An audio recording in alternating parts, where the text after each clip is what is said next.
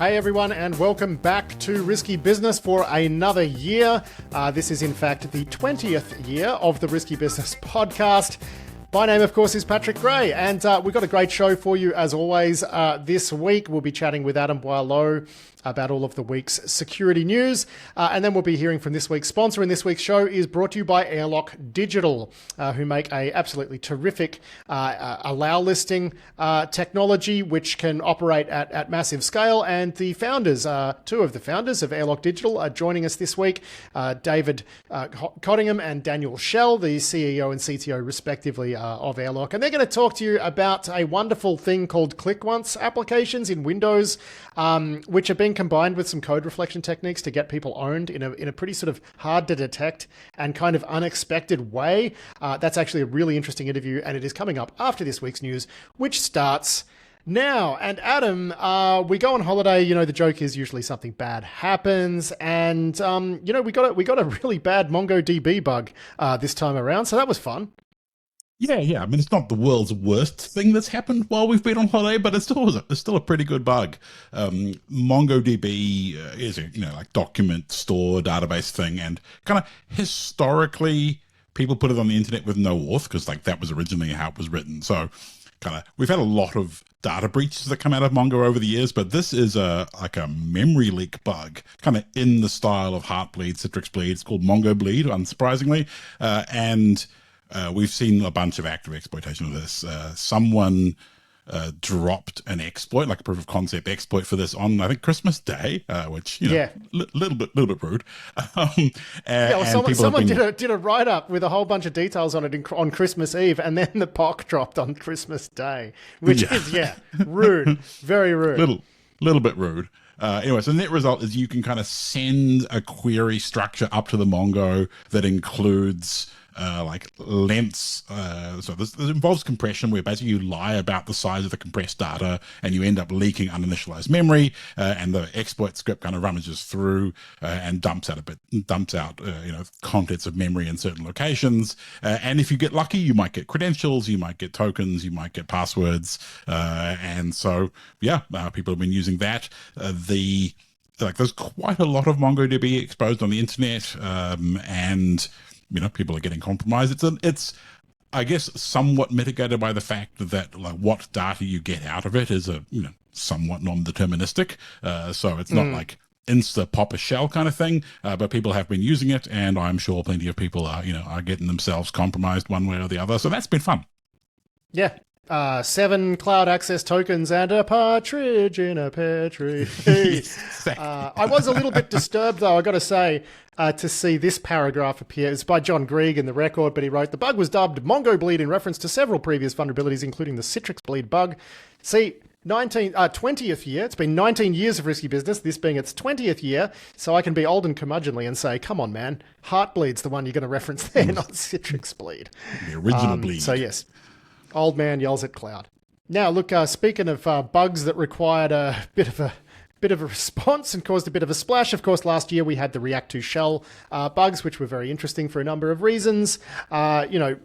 One of which was the scale of how many the number of places where this thing sort of popped up. Interesting places as well. There's an interesting write-up here from Matt Kapko over at CyberScoop. You found this one, which looks at Vercel's response to this. And Vercel is the sort of maintainer and owner of Next.js, which is a big user of React. And there's some really interesting stuff in here.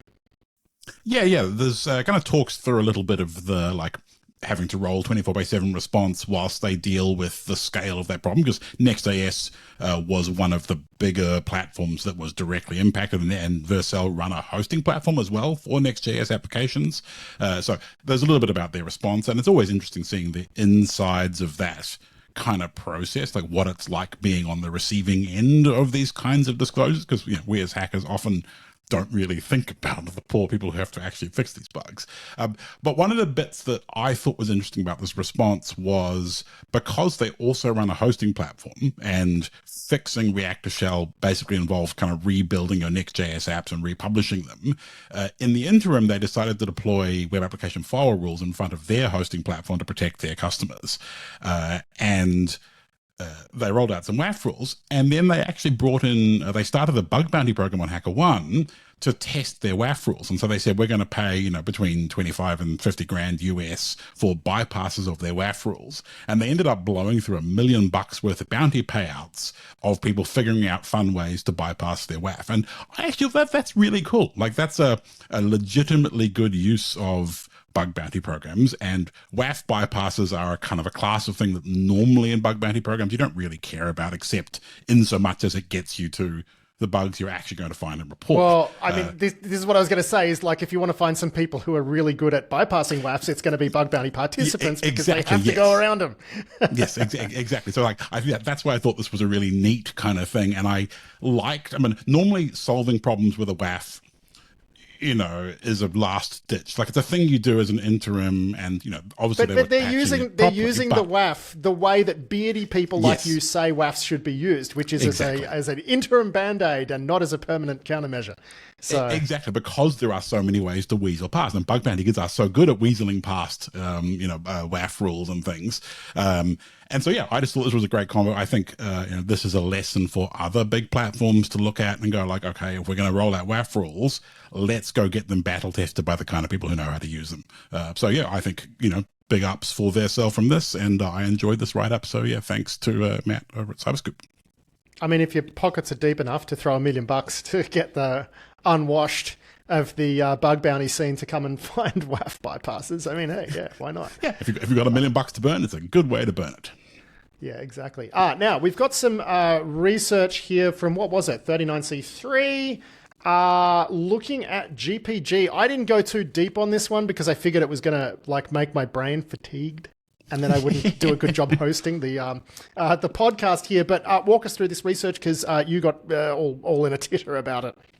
Yeah. So I was rummaging through the talks from 39C3, Chaos Communications Conference in Germany, which often has really interesting kind of talks. And this one was a couple of European, I guess they feel like university CTF playing kids, looking at GPG and the particular kind of things that you become good at finding when you're a CTF player are often not particularly relevant for regular everyday hacking, but this is a great counterexample. So they were looking at flaws in GPG, and like not just like technical flaws. They did find some like mem corruption and stuff like that, but like also flaws in the context in which GPG is used, and in particular, like bypassing signature validation, because GPG is relied on a lot in software distribution, and especially in free software distribution, to like validate, you know, packages you've downloaded or ISO files you've downloaded. And so they have a whole kind of range of bugs, most of which are at the kind of intersection of the implementation of GPG being kind of old and rough, and also the way that people use it. So one of the bugs that they talked about was like including extra text in headers that get displayed like from a signature, they get displayed by GPG when you're in the process of validation, which can be used to kind of confuse users. So kind of like, for example, they had a trick where they would include extra ANSI control sequences, which would then prime your terminal to execute code when you smack enter, and then they have a message that convinces you to press enter to continue, and you end up with code execution I lied a little bit, because I did look at that bit and it reminded me of like ANSI bombs from the 90s, yes. Right? And I was like, exactly, oh my God, ANSI bombs are back and now in GPG. And I'm like, wow. I mean, and GPG is from the 90s, so it kind of makes sense that 90s level bugs would show up here. But anyway, they've got like 14 different bugs, some of which have been patched, some of which were like kind of decided to be won't fix by the maintainers. But the net result of all of this was a pretty comprehensive look at how people actually rely on GPG and various ways that you can break it. And like, I just thought it was great research. And, you know, because despite it being nasty 90s code, we do still, especially in the open source world, rely on it a lot. So it was great work. And I think, you know, the talk is funny and kind of well worth the watch if you're into, you know, 90s Unix style bugs. Yeah, I mean, it feels like, they're keeping it old school in Germany, as evidenced by this next talk, where someone got up dressed as a Power Ranger, the pink Power Ranger, and deleted a bunch of like white supremacist websites during the talk, including like what looks to be like a Tinder clone, but only for white people. And I just think this is what should happen at hacker conferences. You know, I feel like in you know, the places you and I go to, maybe in Australia and the United States, everything's got a little bit too tame. Like, it's good to see this. Go the Germans. That's what I reckon. You know? Exactly. Like, go the Germans. And this was, so this talk had the Pink Power Ranger character. I think Martha Root was the pseudonym used, and a couple of other people. And they talked about infiltrating a bunch of these kind of Nazi white supremacist kind of social sites. They used some like AI tricks to, you know, kind of astroturf their way around and confuse them, blah, blah, blah. Net result of all of this was they broke into the infrastructure. And yeah, at the end of the talk, someone, assuming a plant, asked the question, have the authorities done anything with the data that you've released? Because they released a bunch of the data that they'd stolen from these sites to, you know, for investigators to use and so on. So they said, like, has anyone shut these guys down? And then they immediately segue into, well, actually, and then they go ahead and, you know, shut down a bunch of the sites, delete their email accounts, et cetera, which is, as a HackerCon organizer, exactly the sort of talk that I want to book, because you know it's going to get a bunch of attention, it's going to get some laughs and be funny, you know, a bit of performative hacking on stage is always fun. And the actual hacking in question is like hidden behind a Python script that's just sort of, you know, making it look nice. And I assume that they actually had all this stuff primed to go in advance. So I don't know like how real time it was, but still I like the showmanship. And as you say, the Germans, they bring it, you know? Yeah, pulling the trigger on stage, pretty good. Yeah. They should have workshopped this joke a little bit, which is the, you know, imagine calling yourselves the master race, but forgetting to secure your own website. Maybe try mastering to host WordPress before world domination. And, you know, you could do better with that sort of joke. You could say master race, can't even master WordPress, you know, keep it simple. That would be my only advice there. But yes, I'm all for the white supremacists being RMRF'd. To me, it feels like a victimless crime, and I would like to encourage anyone out there listening who can to go forth and do that with your God-given skills. Moving on to another one from John Grieg over at The Record. And yeah, we're only including this one because, oh my God. So there's some bugs in Cisco's like secure email gateway thing, right? Which is begat from Ironport. Okay, so really what we're talking about here is bugs in Ironport, email security, which, you know, you think, okay, there's bugs in Ironport, no surprises there. That's pretty old tech. But then you see that like Chinese APT crews are actually using these bugs, and you just think, man, like, what are we even doing? What are we even doing? Exactly. It means that people who are serious enough to be targeted by Chinese APTs. And I think, look, as far as I remember, I think there's a lot of Ironport left in government as well, which makes sense. Cisco, big company, you know, with those sort of relationships and whatever. But like, oh man, doesn't it just like, does it just depress you as well? It does, yeah. I mean, you see a bunch of Ironport also in like financial institutions they were pretty big in. So yeah, this is... it's depressing seeing ancient, old school, crappy bugs in software that, honest to God, is 20 years past its use by date.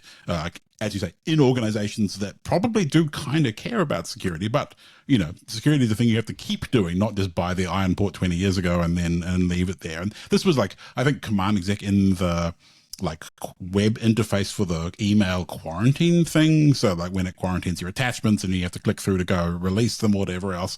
And that also feels like very old tech, old workflow, old life. So yeah, this whole thing just, you know, makes me feel A, old, and B, depressed. So good job putting this in. It's funny that you mentioned that it's like 20 years past its use by date, given that Cisco bought it 19 years ago. So you know, the timing's probably right, you know? From something very, very old to something very, very new. What's really funny in this write-up of this bug, it's in something called N8N. And there's a part of this write-up that says, unless you've been living under a rock for the last year, you've probably heard of N8N. And I have not been living under a rock, in fact, Adam, for the last year. Never heard of it. So if you could give me a bit of a primer on what this thing is. I understand that it's, you know, it's a big deal in AI, but until you put this advisory in front of me, I'd never heard of it. So what is N8N? So it's kind of an automation platform, and I guess, you know, by comparison to our sponsors, Tines is the direct kind of comparison. It's something kind of like that, where you build workflows out of components and bodge them into your existing enterprise structure. These kinds of frameworks, of course, are very configurable because you're plugging in all sorts of components. They, by design, want to be able to reach out and touch all sorts of things, expose all sorts of functionality. So pretty ripe place for bugs.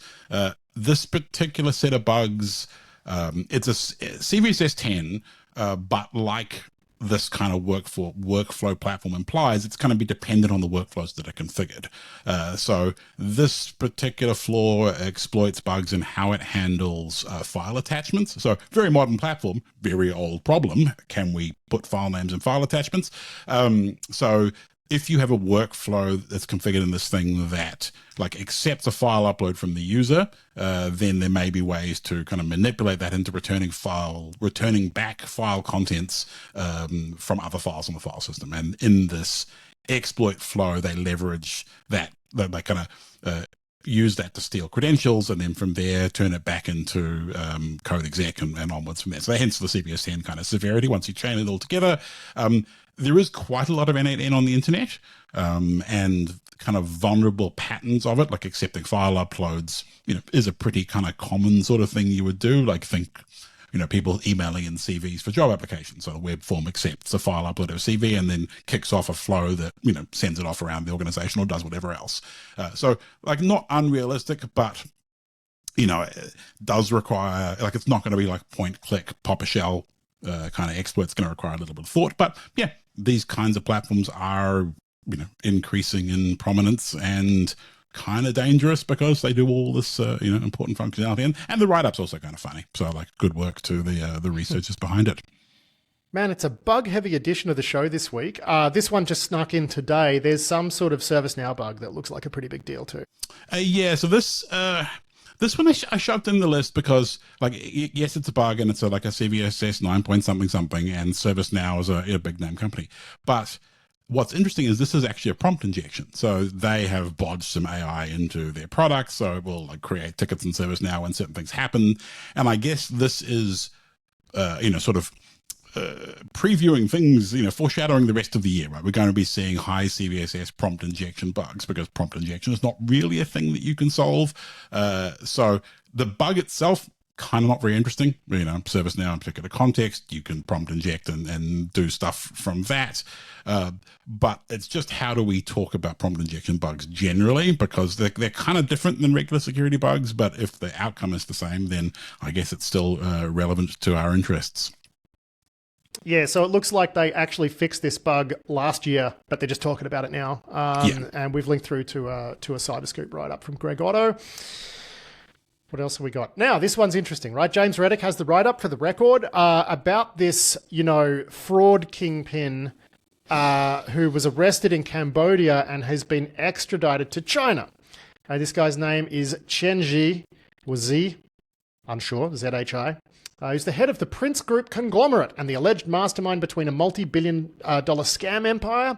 Now, the interesting thing is here too, I believe the Americans were after him as well, and he's wound up being extradited to China. China is executing these people. So I think it's really interesting that we've got a situation where everyone's trying to get their hands on him. He's wound up going over to China. Now, I don't know, there's, funny stuff can happen in China with corruption and whatever, but I don't know that there's anything to indicate that here. They keep sentencing these people to the firing squad. So it's one of those rare instances where I think someone's probably sitting there going, oh, please don't extradite me to China. Please extradite me to America. Please extradite me to America. Because then they could just lounge about in a federal prison through their sentence instead of being, ready, aim, fire. Which seems to be China's approach to this, right? Yeah, I mean, it's interesting because clearly the situation in Cambodia and Southeast Asia generally with scam combat's kind of had to come to a head. And we saw, so the Prince Group that this guy is behind were also involved with the like $15 billion worth of crypto that the US seized. And then there was a bunch of subsequent arguing between China and the US as to about whose actual Bitcoin that ought to be and whether it came from a previous mining pool theft, like it was tied up with the Lubian mining pool theft many moons ago now. So the US has definitely had an interest in this guy. There has been some commentary which suggests that maybe the Cambodians felt like extraditing they need to do something to preserve some face and make it show like they're doing something. They need to have a sacrificial lamb. This guy is a legit kingpin, probably should take some of the fall, but they send him to China in preference of the US because the Chinese investigation was likely to be more, as you say, ready, aim, fire, and less, in the US, that investigation might point more fingers at actual Cambodian leadership and their involvement and all of the kind of like other corruptness that comes from, as you say, the these scam empires being bigger than the economies of the countries that they operate out of. So like maybe sending him to China is a way to kind of avoid some of that extra attention that a trial in the US and all of that would lead to. So, it's always chicanery and wheels within wheels with this kind of stuff. But we'll have to see what actually happens to this guy now that he's in China.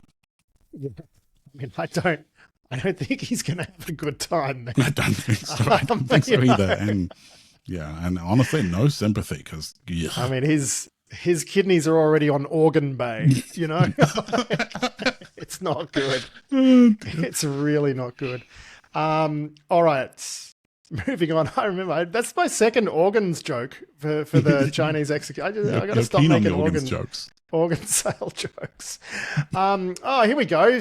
Now to some insanity in the US, as is the way. And underwriting labs, is that the proper name? Underwriters Labs. They have left the FCC's cybersecurity labeling program for IoT devices. And, they're a pretty critical part of it. But they've withdrawn after the FCC has started investigating them because they have labs in China. And apparently this makes the US government very mad.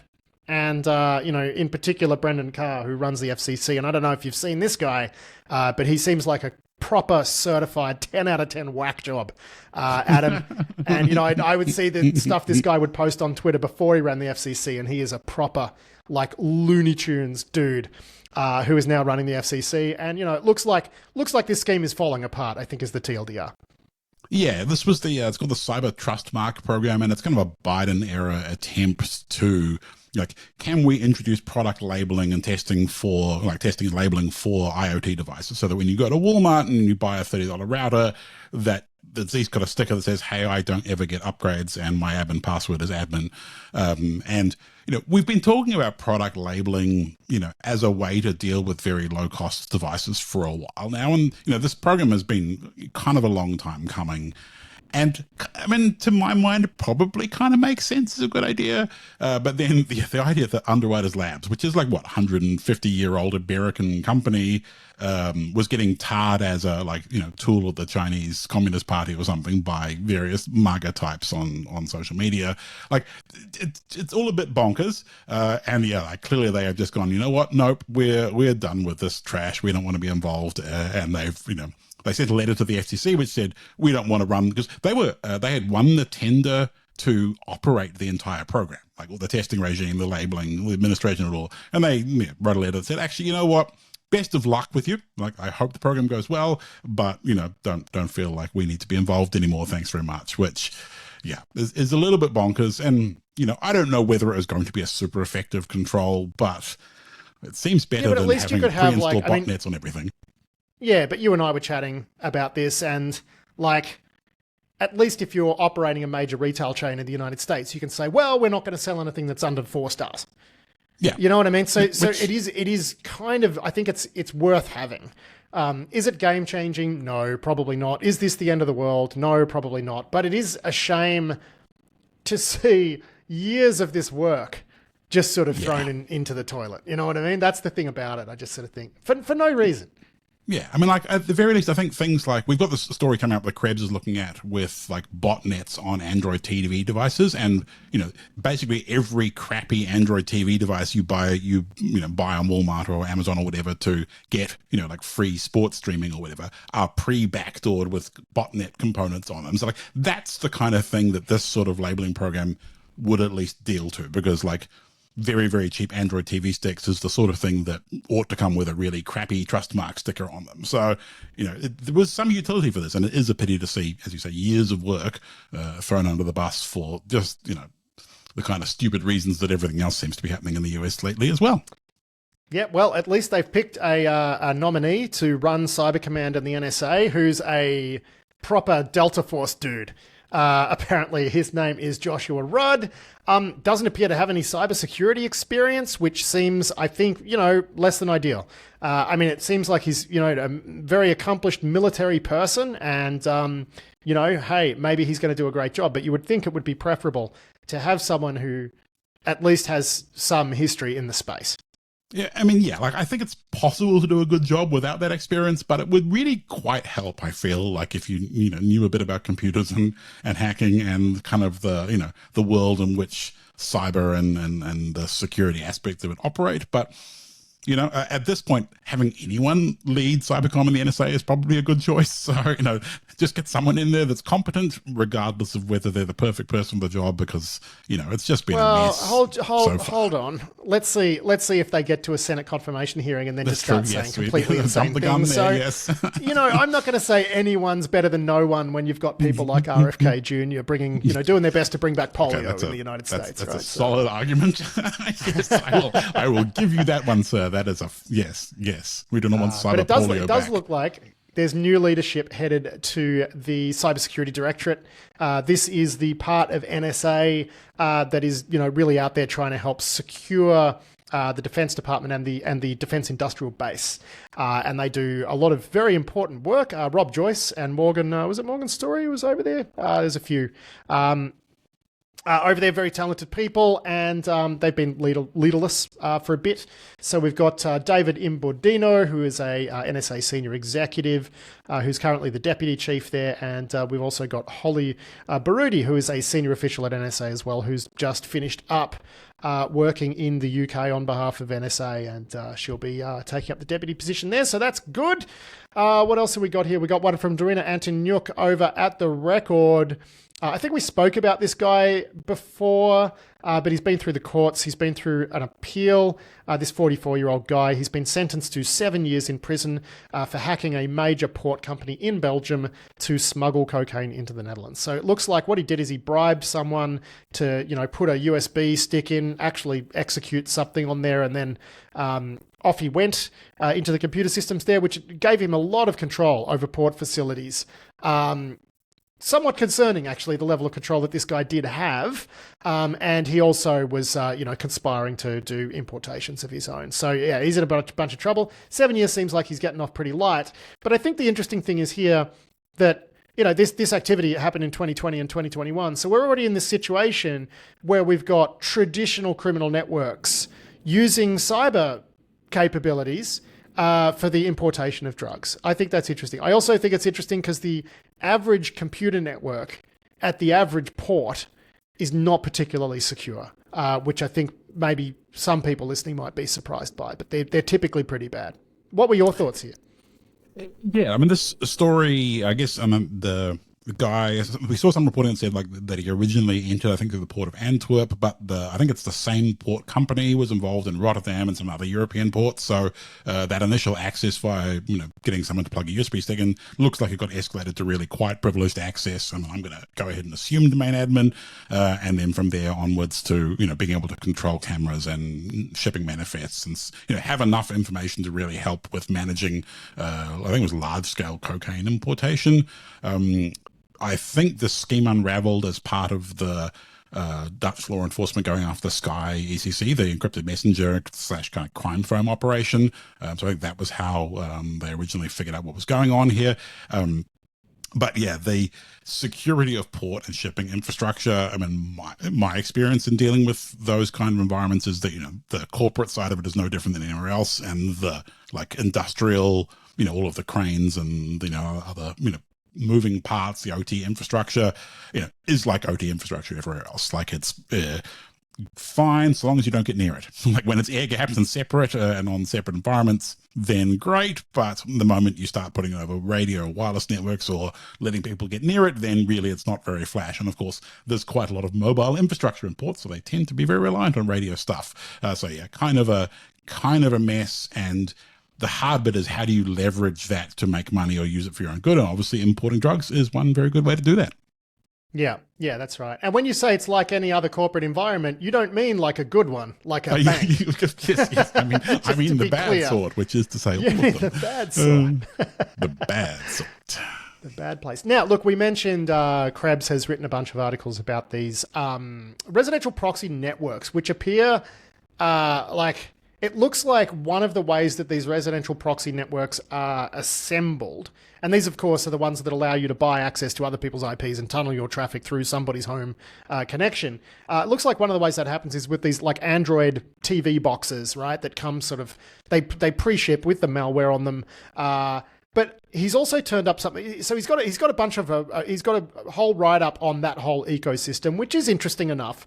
But one thing that I found really interesting is in one of the other stories that he's written about this, he's looked at how one of these operators essentially staged kind of like a hostile takeover of another one that was operating out of China, because the Chinese one, it didn't look like they'd done a good enough job of filtering the requests that customers of the residential IP network, the IP proxy network, what their customers could do in terms of like getting onto local IPs on the networks where these devices existed, right? So there's some person who's got a set-top box or a digital picture frame that is being used by this Chinese, residential proxy network, and then one of the customers just starts hitting up 10 dot whatever, and they did it with a DNS trick, which I'll let you explain.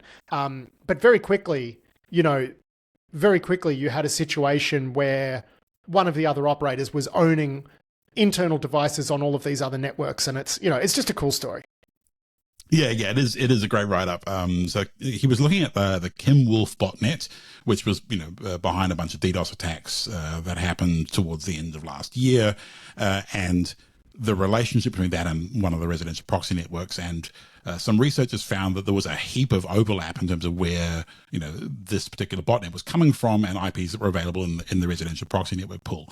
And it turned out that there was a trick where they were using basically DNS rebinding, where you set up a DNS name that that the answer to the DNS query is a local IP address, like a 192.168 or a 10/8 address, and then you use that to bypass restrictions on what can leave the proxy component. Because normally the proxy component is going to say, if I see a request where the destination address is 192.168 or something, then filter it. So what they do is make a DNS name. So you say, please connect to, naughtyhacker.com, but that DNS name resolves to 192.168, 1.1 or something, and you do that at scale, and you can connect to people's local networks. So DNS rebinding is a pretty well-known trick for bypassing these types of controls. But seeing it being used at scale, like millions of deployments of this Kimwolf botnet were done, using these kinds of tricks to compromise local network devices. So pretty cool trick. And I think one of the researchers that was kind of looked at how this was happening went and tried to report it to the various residential proxy networks as well, because like responsible disclosure is a thing you want to do, but then residential proxy networks are also not entirely legitimate businesses as well, so like responsible disclosure starts to fall apart a little bit there. But net result of all of this was Krebs has this write-up, and like it is quite funny seeing the push and pull, because in some cases the Kimwolf botnet or other botnets that were using these tricks were then also selling their bots back into residential proxy networks. So there's sort of this whole sort of Ouroboros of fail where, you end up with sort of wars between various proxy operators and botnet operators, all feeding into and providing services to each other. And it's just a horrible, horrible big mess. And you feel bad for people who just want to display pictures of their grandkids on a photo frame, and now they're part of, the modern version of IRC scene wars over people's residential proxy access networks and things. But they're oblivious. Who cares? You know what I mean? Like, it's almost like a victimless crime. Like it's fine. I mean, not really, but you know what I'm saying? Like it's. I mean, of all the bad things that happen on the internet, it's on the lower end of of being being bad for the actual victims compared to having 100%. Your life savings stolen by a pig butcherer. Yeah, 100%. All right, so we got one here from Alexander Martin over at The Record, where I guess the interesting thing here is that there was an investigation into this huge data breach in South Korea at that organization called Coupang, where 33.7 million customer accounts got stolen and whatever. So it looks like this incident wasn't quite as big as all of that. So that data was taken, but it looks like the actual breach was pretty contained. And they tracked down the guy who walked it out. And as part of the investigation, they wound up locating one of his computers, which he threw into a river. And Mandiant and some others, Palo Alto Networks and Ernst & Young, were able to recover data off the laptop, even though it was wet, which I guess is the interesting part of this story, Adam. They recovered data from a wet MacBook Air. Yeah, I mean, if anything, it says nice things about Apple's engineering, I suppose. There's actually a picture in the record story of the laptop, which was shoved in a company branded bag, so that's a nice touch, with a bunch of bricks after the guy had smashed it, smashed the screen, like in the movies, when you want to destroy the computer, you smash the screen because that's where the data is. Anyway, it smashed it up a little bit, put it in a bag with some bricks and threw it in the river, and yeah, I guess good work to whoever was, doing the forensics job, recovering the data from the SSD on that thing. I'm glad it didn't turn into a pile of lithium smoke. But yeah, mostly that's the story for us is hey, funny, wet laptop. Yeah, we had there was a talk at B-Sides years ago. I think I might have interviewed the guy. I can't even remember. It was that long ago. But they, I didn't see the talk, but I heard about it, which was the guy from CASA, which is the Civil Aviation Safety Authority. It's like, what do they call it in the US? The NTSB. It's like our NTSB. But he did a really interesting talk about having to recover data from badly damaged bits of airplane, and did part of the talk about removing these chips and having to piece it all back together. It was very interesting. About everyone loved that talk. They just said it was really cool. So, so there you go. There is a whole discipline of recovering data off stuff that's been spent a bit of time in the bottom of a creek. We've got a guilty plea from the cybersecurity guys in the United States who started doing Russian ransomware stuff with Alfie Blackhat. I mean, we talked about these guys, Ryan Goldberg and Kevin Martin. They've each pleaded guilty to one count of conspiracy to obstruct commerce by extortion, and which sounds like, they knocked it down to one charge, but they're facing up to 20 years in prison, and the sentencing is scheduled for March 12. So yeah, Goldberg is 40 years old and from Georgia, worked for an incident response firm, Signia, and the other guy is 36 years old from Texas and was a ransomware negotiator for Digital Mint. So losers, man. Yeah, I mean, really, surely you get paid enough doing those jobs that you don't need to then go also run criminal conspiracies on the side. It just seems like a bad move. What are you doing? What are you doing? I guess you're going to jail is what you're doing, but yeah. And another thing that happened while we were on break is a whole bunch of healthcare breaches. Yeah. Adam, there was one, Covenant Health data, Covenant Health. That's a Catholic healthcare organization, I think, in the United States. They lost 480,000 records. We had one in Illinois, 700,000 residents' personal data, a number of years of data. There we also had, some processor, like a data processor for the NHS in England. DXS International, they had an incident as well. They experienced a security incident affecting its office servers. Discovered on December 14, immediately contained the breach, working, with NHS, blah, blah, blah, blah, blah. But then there's this other one, which is relevant directly to you, Adam, which hit a bunch of people in New Zealand.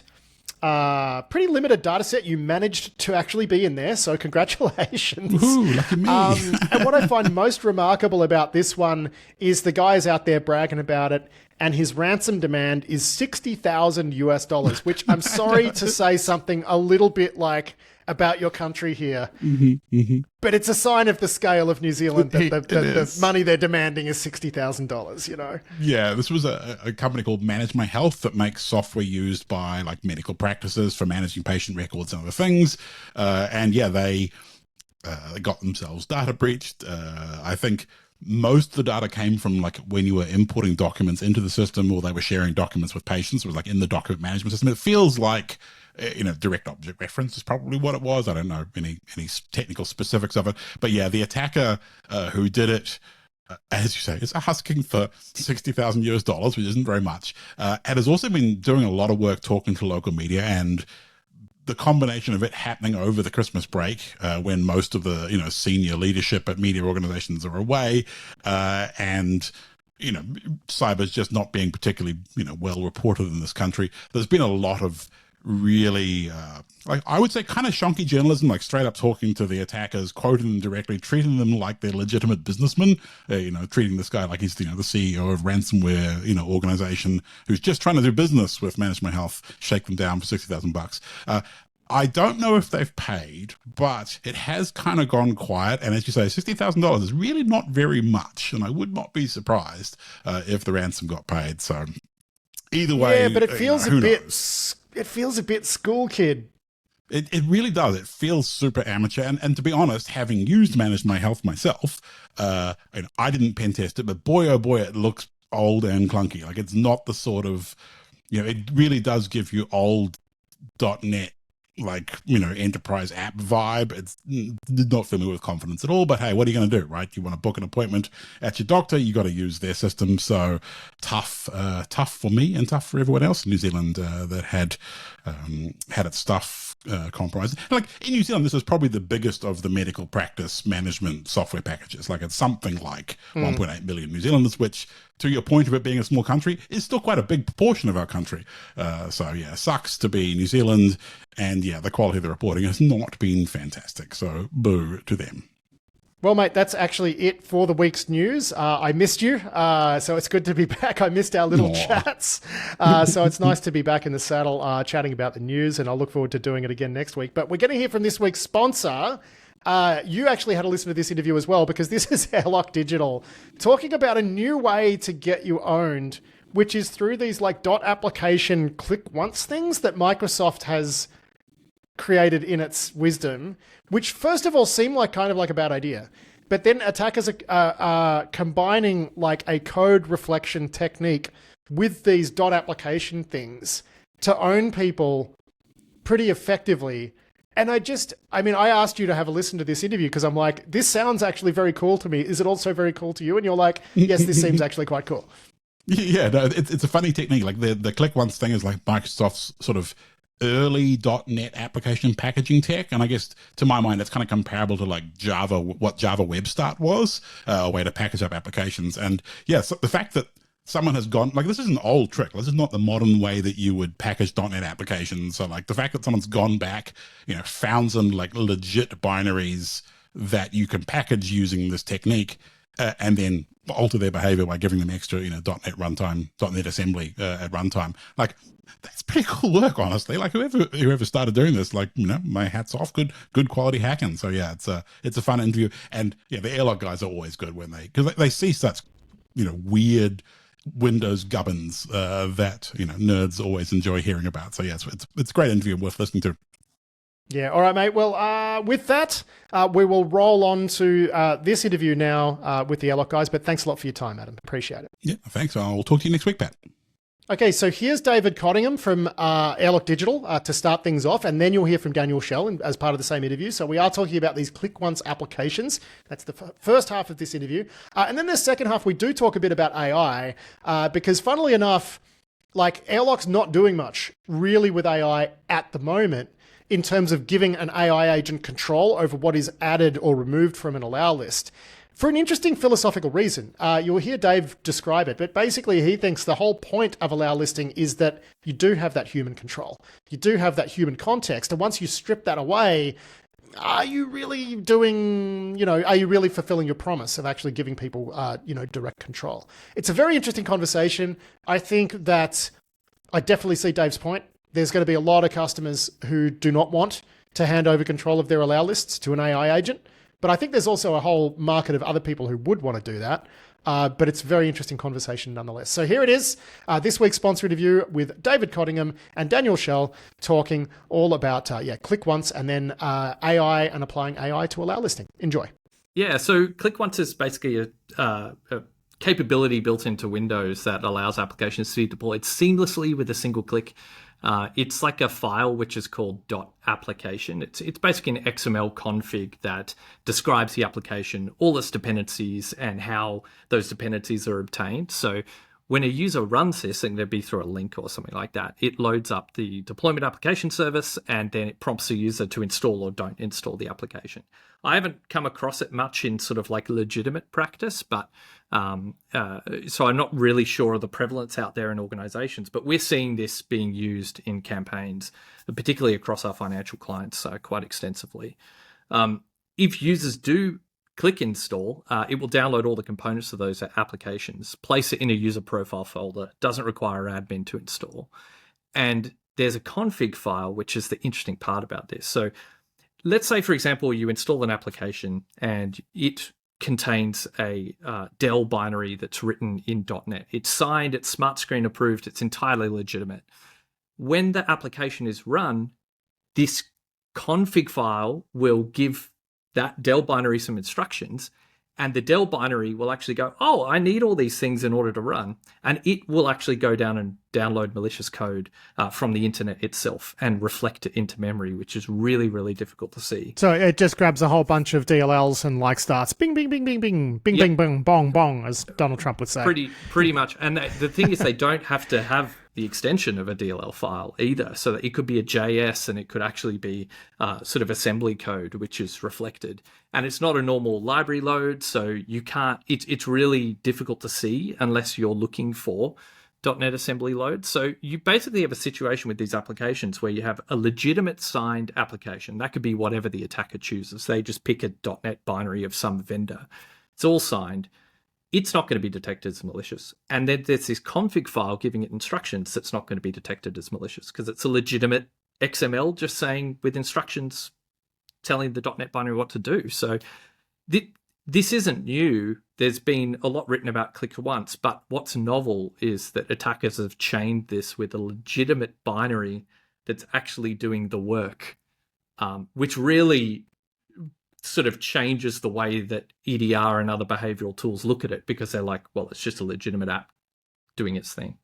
Yeah, and there's a good reputation with every component, essentially. So it's just challenging to detect.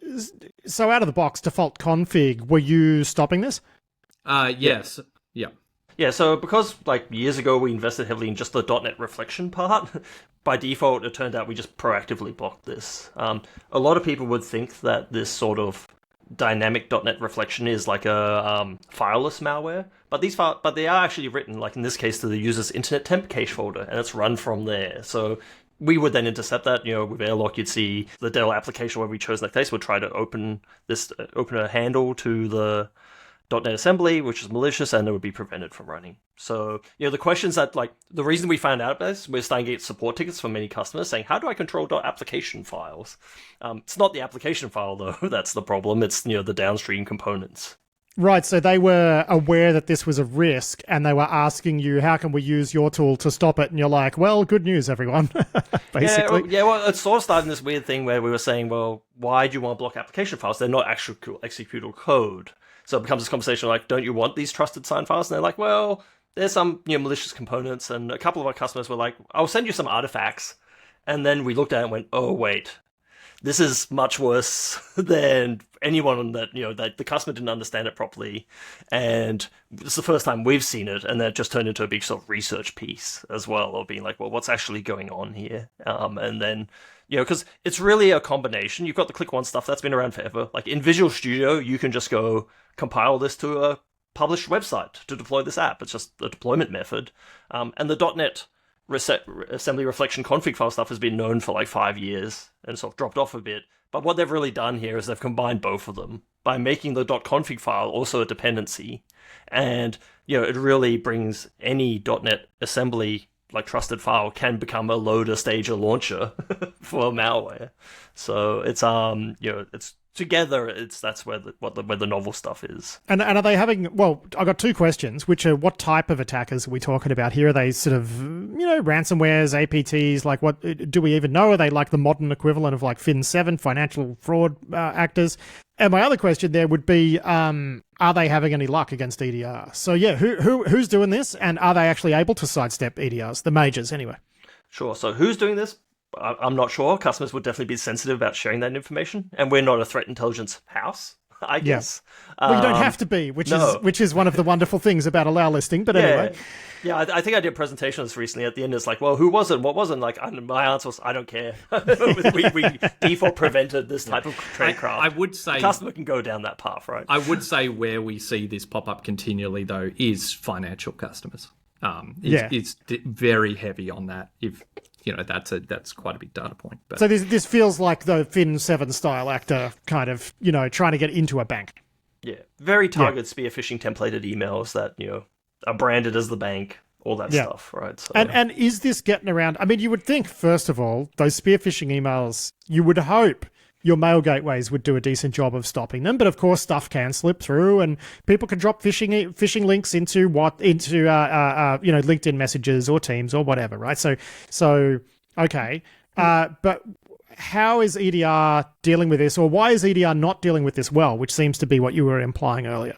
So yeah, the challenge with I think in this is because a lot of people think that it's DLLs, like we say DLLs interchangeably, but the traditional old like portable executable DLL format is very different, and there's a lot of visibility on that. Any vendor, any AV vendor, us are going to hook into load library, this Windows function to load DLLs.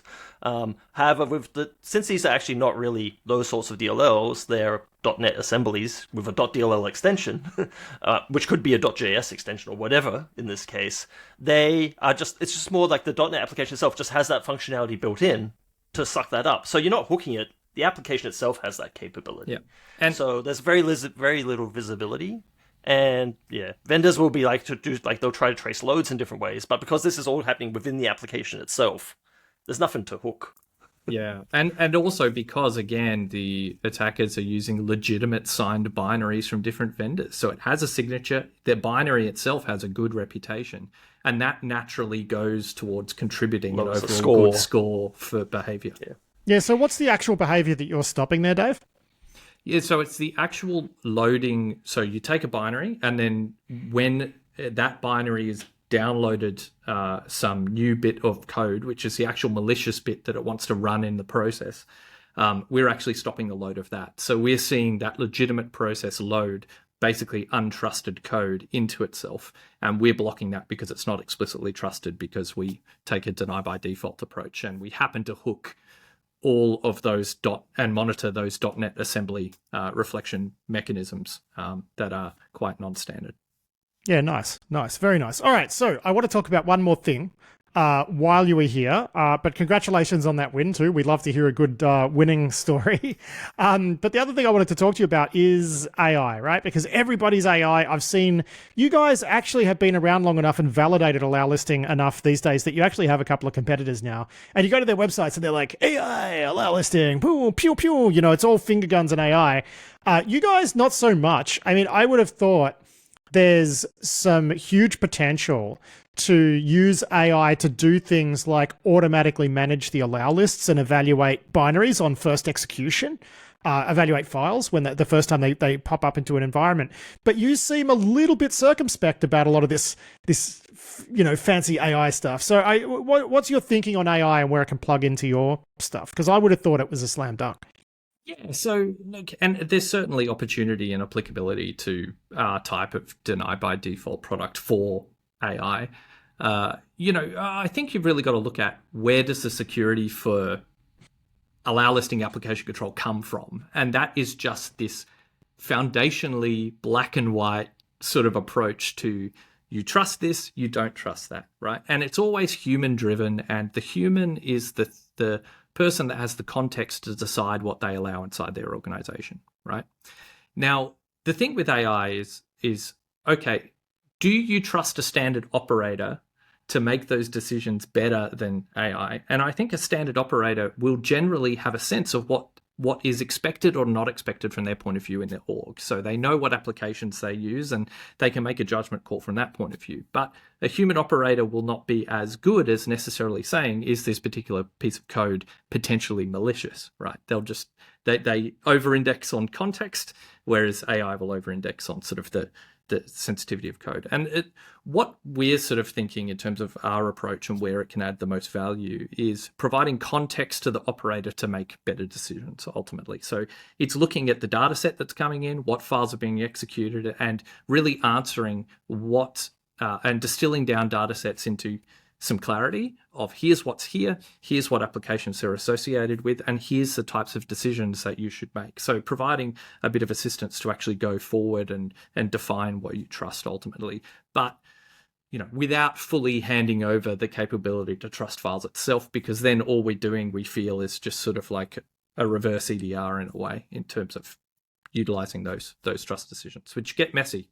Yeah. Well, I mean, they do, but I sort of feel like the products that are really well suited to AI tend to be the ones that are designed day to day to be process driven, right? Yes. So you look at companies like sublime security, right? Who do email security, email gateway security, and it's more of a cloud-based product now. But the whole point is there's detection as code, and they've got a really nice process for people to be able to manage that. So it turns out when you've developed your whole product to allow a human operator to work within a process, right?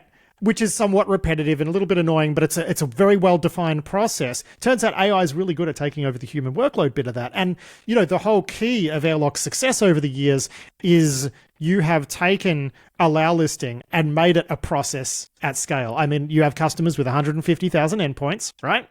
Last I checked, could be more now, right?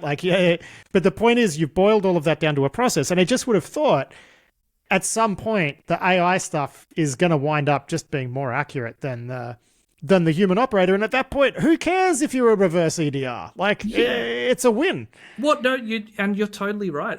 I think what problem are you trying to solve, right? And really, you've got to push the operator to make decisions at speed as fast as possible without fully handing over that control.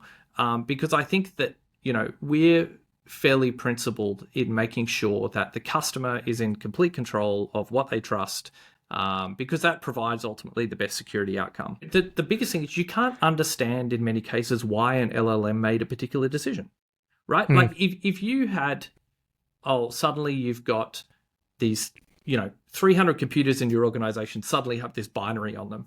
Okay, well, prevalence would dictate that then it's probably something legitimate, right? And you sort of add those things together, and then you end up sort of in a scoring model again, where you just need to get over that threshold in order to get the trust.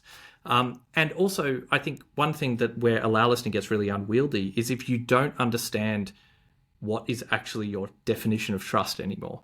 If you've got this thing that's making decisions for you on your behalf, then it can kind of you just go, oh, well, the system added it. And then from us as a vendor point of view, it starts to come up against really interesting questions, which is like, well, hang on, your software made that choice and trusted it. So, who's in control here? So look, there is totally applicability here, and we are working through,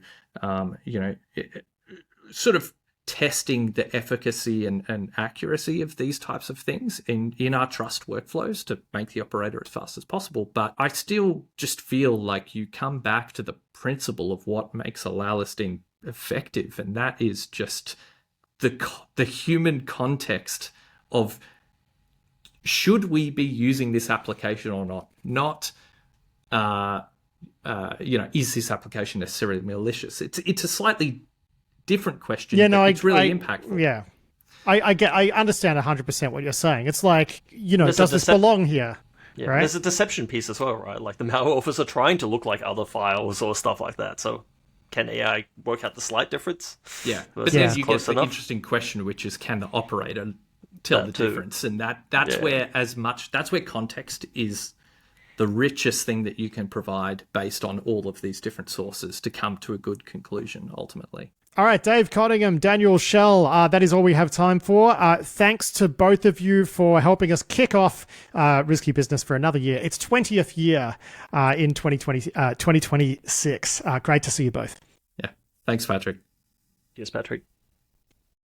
That was David Cottingham and Daniel Schell there from Airlock Digital. I'm a huge fan of Airlock Digital, as regular listeners would know, and I think basically every enterprise should be using it. If you're operating at any sort of scale, it's just a really, really good tool. But yeah, that's it for this week's show. I do hope you enjoyed it. We'll be back in this feed, the main feed, next week with more Risky Biz for you. And don't forget, we also publish news bulletins and other podcasts into the Risky Bulletin feed. My colleagues have a bunch of podcasts they publish there. But yeah, I'll catch you all next week. And until then, I've been Patrick Gray. Thanks for listening.